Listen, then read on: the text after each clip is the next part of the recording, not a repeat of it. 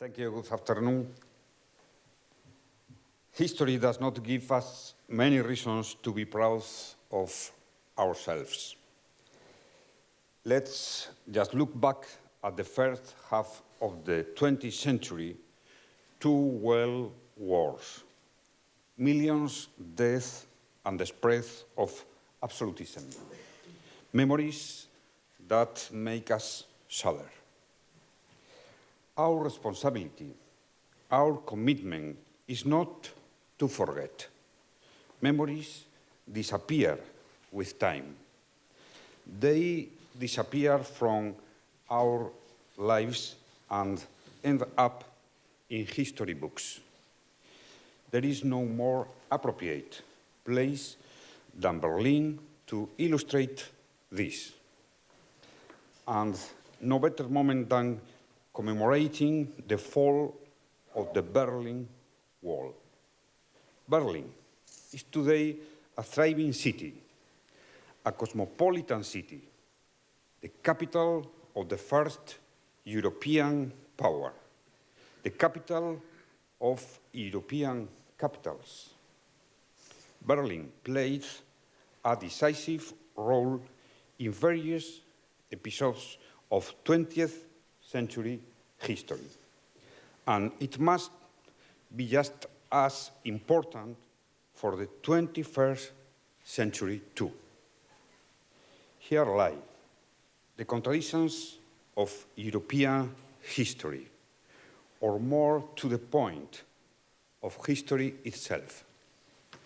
From absolutism to a savage war, from the end of the war to division and to the wall.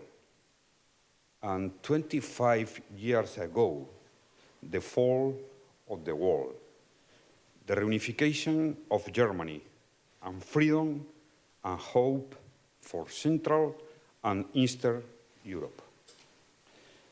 The memory of what happened 25 years ago evokes the emotion of being reunited, the end of the Cold War, the hope of a new beginning, a truly European moment.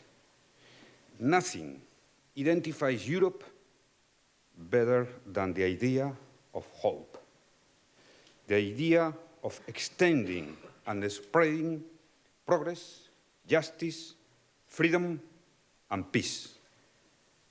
25 years on we celebrate the people who aspire to be free peacefully, who yearned to live together and did not resign themselves to their lot. 25 years is a very short time in history, although it represents a good chunk of our lives. It is long enough for millions of citizens from Germany, Poland, Hungary, Romania, Bulgaria, the Czech Republic, Slovakia, Lithuania, Estonia, Latvia, Slovenia, and Croatia to open up to democracy and join the European Union. Knowledge is always remembrance, and all ignorance is a kind of oblivion, said the great Spanish philosopher María Zambrano. Let's remember the reasons why we are European. Let's remember the values, the principles that drive the Union. Let's remember who we are and how we got where we are today. Let's remember to keep going, to go forward. In these times of darkness over Europe, we must be stronger than ever before, more pro-European than ever before. There is only one way forward. we must strengthen the Union, reconquering the trust in this great historical project. The best historical moments of the European Union have been inspired by the fundamental idea of solidarity. This was the spirit that inspired the birth of the European Union after the Second World War.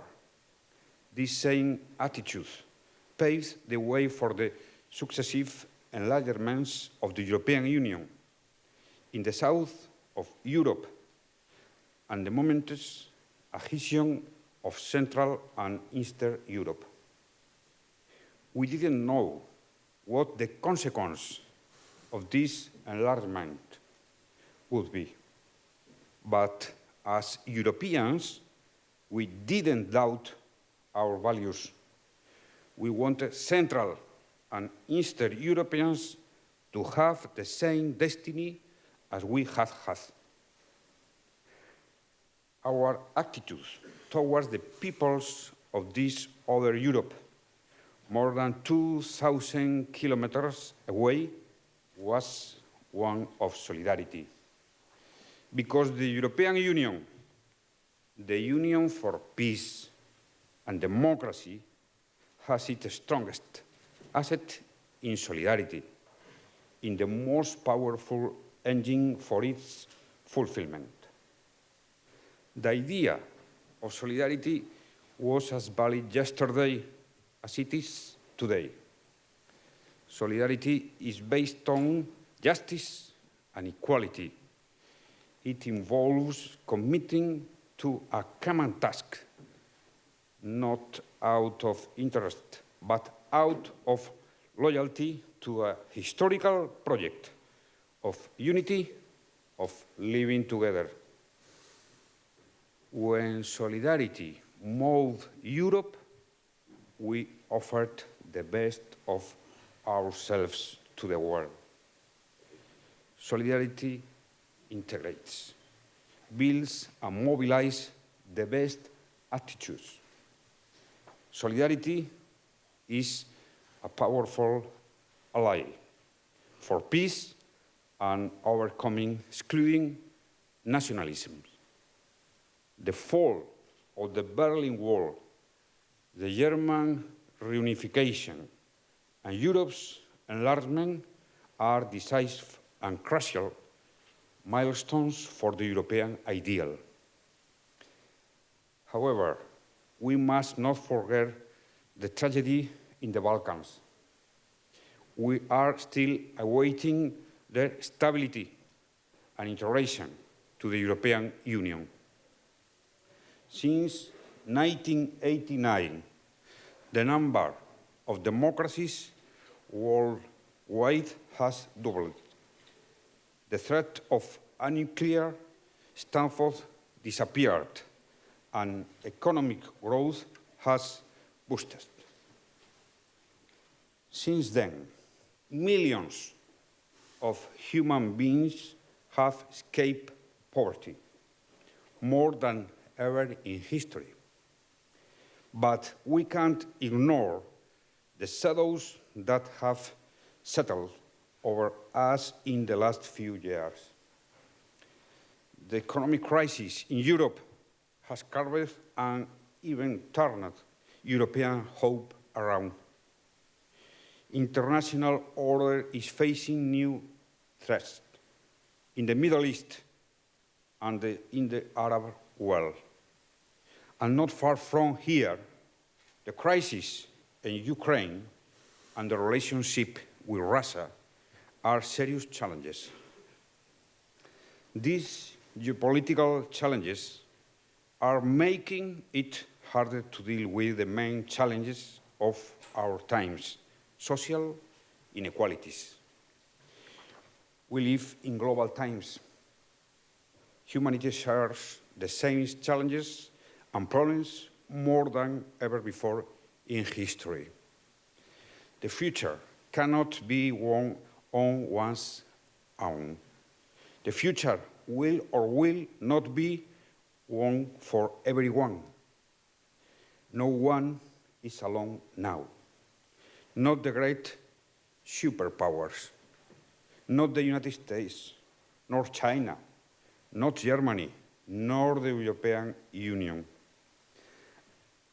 A good symbol of our global destiny is the risk of pandemics like Ebola. If a nuclear plant in Japan has a problem, it affects the whole world. A financial crisis in one region ends up affecting most countries. Terrorism is also a global phenomenon, like we are tragically seeing with the threat of ISIS and how this organization recruits militants in many European countries.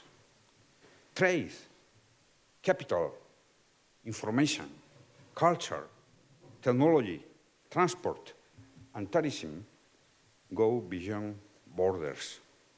We are united by them, but at the same time, they produce in us the temptation to hold on tight to our national, religious, and cultural identities. It is a paradox we must learn to live with. Integration, cooperation, unity are the roads we must walk. We must involve the United Nations and strengthen its task more efficiently. And we must also promote other global forums like the G20. We must call out for a common declaration, an understanding of all religious faiths to unite their voices and proclaim that the first commandment of all religions is non-violence and peace. Each and every one of us has the obligation to isolate fanaticism and fundamentalism. To kill in the name of faith is only killing. Hate, revenge, or the imposition of a belief are threats to every single life and to every single vision of humankind. History has shown us that battles are won and battles are lost for peace, for tolerance, and living together. The second half of the 20th century has shown us how peace prevails in Europe through unity, liberty, pluralism, and solidarity. And Europe must not forget this great lesson when dealing with Russia. Politics and dialogue aren't a weakness. Diplomacy is always an essential weapon. We must support a peaceful and democratic future for Ukraine. It is a European task. They have the right to hope. Europe and the European Union are the great world reference for the ideals of peace. We must protect this heritage and lead the efforts in the Middle East and the Arab world to achieve peace. Civilizations can only be called that way if they are something, if they bring people together. This is why we must support the UN Alliance of Civilizations. This is what I want to proclaim. This is my plea. Fanaticism and intolerance always start by silencing the words that move us, those that bring us to hope. And we can let our words and dialogue based on respect be silenced. We cannot rest. European culture, just like other cultures, has left marks that we must preserve forever. And because of them, we must fight for a legacy of dignity. Here in Berlin, 25 years on, we feel the weight of history, the weight of horror and of tragedy, but above all, the weight of hope. We also feel the responsibility to achieve that peace be a permanent cause, a tireless task with no excuses. In peace, human rights put down roots. With peace, we can ensure that justice is the guide of the future. We have to widen the causes we have in common.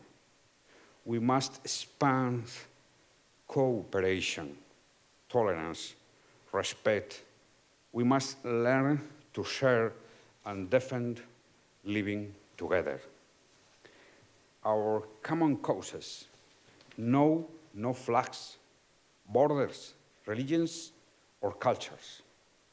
These common causes are based on reason, but these causes need to be felt because, as Hannah Arendt said, only feelings can unite us because no self-interest has ever created a stable friendship. Thank you. Thank you very much.